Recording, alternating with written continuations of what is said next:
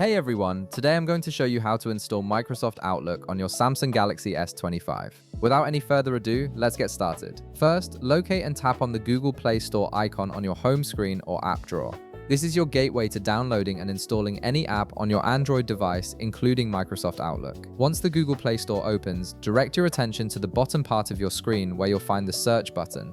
Tap on it to bring up the search field. This search function makes it easy to find any app you need among millions available in the Play Store. Now, in the search field that appears, type in Outlook. As you type, you'll likely see several suggestions pop up, but you want to look specifically for the official Microsoft Outlook app. It's usually the first result and will have the Microsoft logo next to it. Once you spot it, tap on the Microsoft Outlook app to open its details page. You'll now be on the app's overview page where you can see information about Outlook, including screenshots, ratings, and reviews.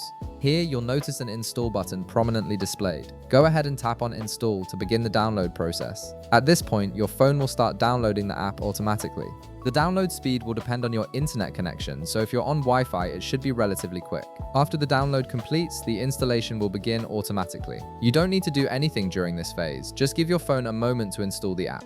The install button will change to show the download progress, and once everything is finished, it will display an open button instead. And that's it. You've successfully installed Microsoft Outlook on your Samsung Galaxy S25, and you're now ready to set up your email accounts and start managing your messages, calendar, and contacts all in one place. If this video helped you out, be sure to leave a like, subscribe, and I'll see you in the next one.